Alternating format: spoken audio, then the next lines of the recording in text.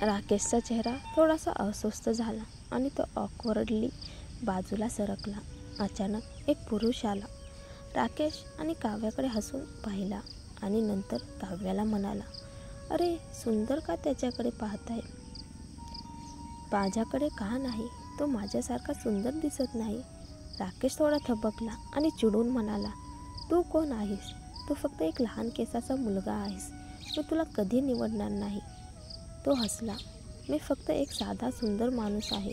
सुंदर तुला वाटत नाही का मी त्याच्यापेक्षा सुंदर आहे? काव्याने मान्य केले, पण तिला अशी आत्ममोहात असलेली माणसे आवडत नव्हती. ती हसली आणि म्हणाली, तुम्ही छान दिसता. एक रात्रीसाठी किती? विवेक थबकला. ही स्त्री काय म्हणते? ती म्हणत आहे की तो वेश्या आहे का? त्याचा चेहरा काळा झाला आणि म्हणाला, मी तुझ्यासारखा नाही. तुला माझ्या किमतीची परवानगी नाही. काव्याने उपरोधाने हसून म्हटलं, अरे म्हणजे तू स्वतःला वेश्या मान्य करतोस? पण मला तुझी किंमत नाही परवडत. तुझा हुकूमत आहे का? विवेकने रागाने पाय पुढे टाकला. राकेश आश्चर्यचकित झाला, पण लगेच काव्याच्या पुढे उभा राहिला आणि हसत थांबवून म्हणाला, तुम्ही इतके सहज पैसे कमवाल का? माझ्यासाठी काम करायला येत नाही. माझ्या कंपनीत स्टार्स हवेत. शरीर विकण्यापेक्षा काम अधिक योग्य नाही का? विवेक काव्याकडे घोर नजरेने पाहत म्हणाला, तुला मी आठवतो आणि पुन्हा भेटलास तुला विसरणार नाही. काव्याने हसून उत्तर दिलं, ठीक आहे, मी उत्सुक आहे. विवेक रागाने निघून गेला.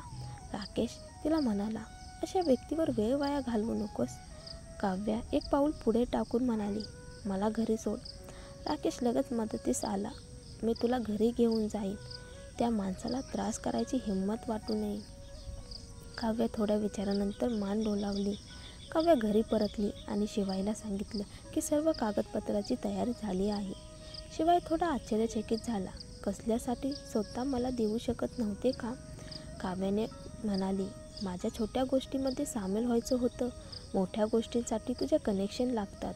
मला वाटतं की मी योगदान देत आहे हे जाणून घेण्यासारखं आहे ना? शिवाय काहीतरी म्हणाला, पण अधिक काही बोलला नाही. त्यानंतर काव्याने आयशाला व्हिडिओ कॉल केला. आयशा निराश झाली. मम्मी तू कधी परत येईल? काव्याने तिला सांत्वन दिलं. सर्जरी झाल्यानंतर लगेच परत येऊ शकशील. चांगलं वाग आणि स्वतःची काळजी घे. तरीही रुद्रपासून टाळण्यासाठी ती प्रयत्न करत होती, पण आयशाची सर्जरी दुर्लक्ष करता येत नव्हती. काव्याने विचार केला, कोणीतरी तुला त्रास देतंय का? असेल तर मला सांग. आयशाने पुतळा तोंड करून म्हटलं, नाही, कोणीही मला त्रास देण्याची हिंमत करेल का? काव्याला हसू आलं आणि ती निरोप घेण्यासाठी तयार झाली. तेव्हाच व्हिडिओ कॉलवर रुद्र दिसला. आयशा नाराज झाली. तुम्हाला माझ्या खोलीत येण्याची परवानगी कोणी दिली? रुद्रने दुर्लक्ष करत काव्याकडे थेट पाहिलं. काव्या काहीशी थबकली. तिचा चेहरा व्हिडिओवर कुरूप दिसत होता आणि तो अगदी कॅज्युअली आला आणि तिला बघून निघून गेला. दोघीला राग आला, पण रुद्र व्हिडिओ कॉलवर दिसताना तरी स्पष्ट आणि शार्प दिसत होता. काव्याने भुवया जुळवल्या. काय करतोयस? मी माझ्या मुलीशी व्हिडिओ कॉल करत आहे. सांगू नकोस ना की तुला परवानगी नाही. रुद्रचा आवाज थंड राहिला.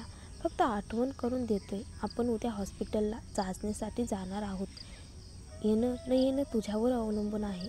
काव्या थबकली. अर्थात ती जाणार होती.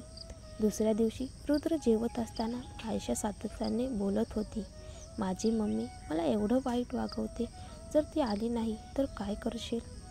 रुद्रने भुवया भिडवल्या. जर आली नाही तर झाली नाही. आयशा कुशीत पुतळा करीत म्हणाली, आशा करतेस की तू नेहमी ठाम राहशील. शेवटी माझ्या मम्मीकडे येऊ नकोस. रुद्रचा डोळा दुखत राहिला. कसं? काव्याने अशी मुलगी वाढवली?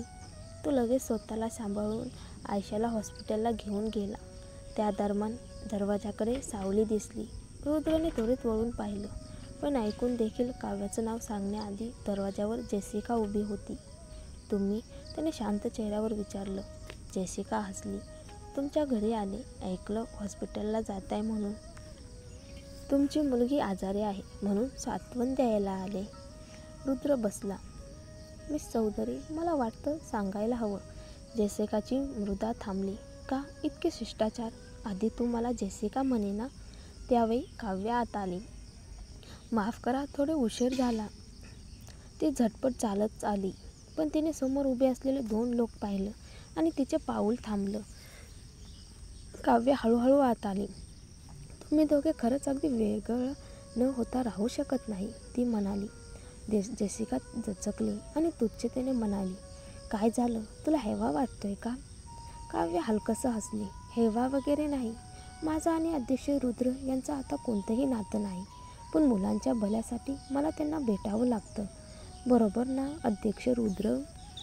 तिच्या शांत पण प्रश्नार्थ आवाजात आणि तिच्या स्वच्छ नजरेत पाहत रुद्रने थंडपणे ओठ आवळले. जेसिकाला तिचं बोलणं पटेना आणि ती रुद्रकडे पाहू लागली. नक्कीच, रुद्र म्हणाला. रुद्रसमोर जेसिका लगेच मवाळ झाली. पण तुम्ही दोघांनी मिळून 2 मुलं केली आहेत, म्हणजे भावना तरी होत्या. जर काव्या तुला वारंवार भेटायला लागली तर ती पुन्हा तुला त्रास द्यायला लागली तर? काव्य हसली. मिस जेसिका, तुम्ही तुमच्या माजी प्रियकरांना भेटायला जाता का? जेसिकाचा चेहरा उतरला. अर्थातच तिला तिचा भूतकाळ रुद्रसोबत आठवायचा नव्हता. ती प्रेमात वेडी झाल्यासारखी बोलली. काय सांगतेस? जर ब्रेकअप झालं म्हणजे आता मला आवडत नाही. आता माझं मन फक्त माझ्या प्रियकर रुद्रचं आहे.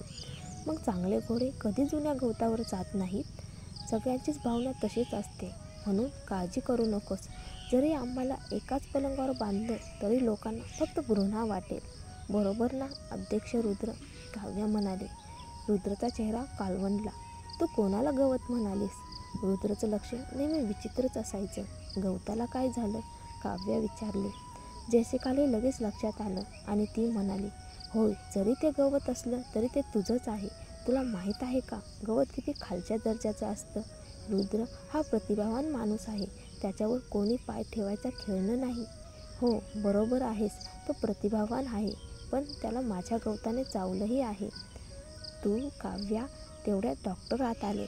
पालक आत येऊ शकतात आता.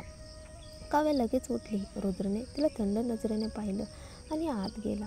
काव्याने हुंकार भरला आणि त्याच्या मागे गेली.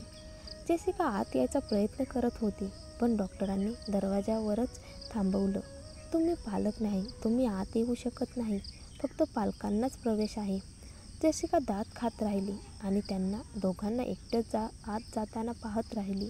रुद्रने लवकरच रक्त तपासणी पूर्ण केली आणि ते दोघं एकमेकांशी न बोलता शांत बसले. आयशा बाहेर आली तेव्हाच काव्य तिच्याकडे हसून गेली. त्यांच्यातील वातावरण पाहून आयशाने डोकं हलवलं आणि रुद्रकडे पाहिलं. काव्य गेल्यावर आयशा हसली. तुझं असं वागणं पाहून आईला तू का आवडत नाहीस ते समजतं. रुद्र चिडून म्हणाला. मला तुझी आई आवडत नाही असं नाही. तू शिवायकडे विचारून बघ. नेहमी कोण कोणावर अवलंबून असतं. मरण्याच्या वेळीसुद्धा प्रतिष्ठा वाचवायची. आयशाने डोळे फिरवले आणि निघून गेली. शिवाय आणि काव्याची कंपनी शेवटी south India architects and design company नावाने स्थापन झाली. साऊथ म्हणजे काव्य, इंडिया म्हणजे शिवायचं उत्तरेकडचं मूळ. दिव्या म्हणाली, हे नाव अजिबात सौम्य नाही. शिवाय तिच्याकडे पाहत म्हणाला, हे नाव स्थिर वाटतं.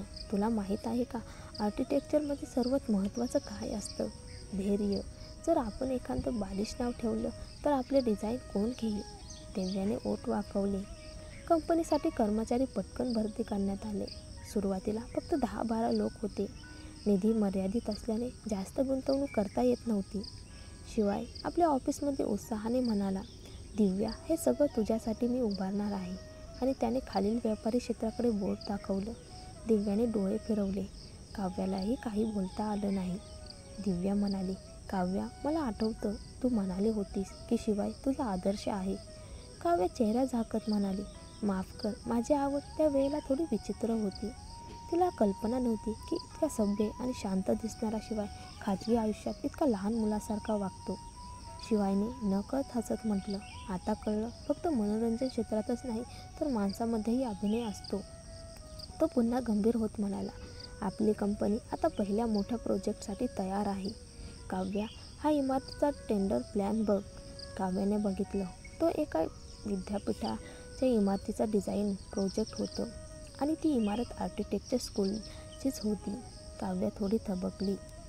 शिवाय म्हणाला, हे तेच विद्यापीठ आहे जिथे मी आधी शिकवायचो. ते नवीन लॅब बिल्डिंग बांधत आहे. त्यांनी माझ्याशी संपर्क साधला आणि सांगितलं की बाहेर डिझायनर्सना सुद्धा संधी द्यायची आहे. काव्या मनात म्हणाली, बरोबर आहे. या शाळेतील प्राध्यापक स्वतः मोठे आर्किटेक्ट आहेत, तरी त्यांनी बाहेरील डिझाईन मागवणं म्हणजे स्पर्धा तीव्र आहे. ठीक आहे, ती म्हणाली. मी लगेच कामाला लागते.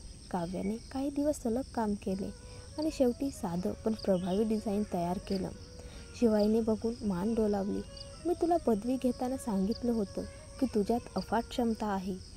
काव्या म्हणाली, पण इतके प्रतिभावान विद्यार्थी आहेत, माझं डिझाईन निवडतील असं का नाही वाटत. तरी आशा ठेवते, मी तुझ्यावर विश्वास ठेवतो. शिवाय म्हणाला, मी माझ्या जुन्या सहकाऱ्यांना विचारलं, त्यांना तुझं नाव माहीत आहे आणि त्यांना वाटतं की तुझं काम निवड होण्याची शक्यता जास्त आहे. काव्या थोडी आत्मविश्वासाने हसली. लवकरच निविदेचा दिवस आला. काव्या जागेवर पोहोचली आणि पाहिलं की काही लोक शिवायशी बोलत होते. प्राध्यापक शिंदे, ऐकलं तुम्ही स्वतःची कंपनी सुरू केली आहे? हो, आज आम्हीही बोली लावायला आलो आहोत. अवश्य, आम्ही न्यायाने पाहू.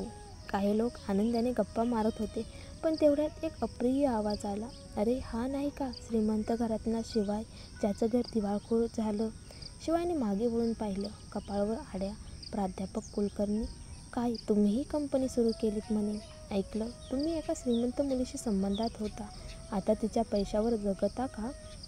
असो, पण आमच्या कॉलेजच्या डिझाईनसाठी असा कोणी इतरांवर अवलंबून असलेला व्यक्ती चालणार नाही. शिवायचा चेहरा गंभीर झाला. मी कोणावर अवलंबून आहे की नाही ते आमचं काम दाखवेल. प्राध्यापक कुलकर्णी हलकं हसले. पण आजच्या निविदेचा संचालक मीच आहे.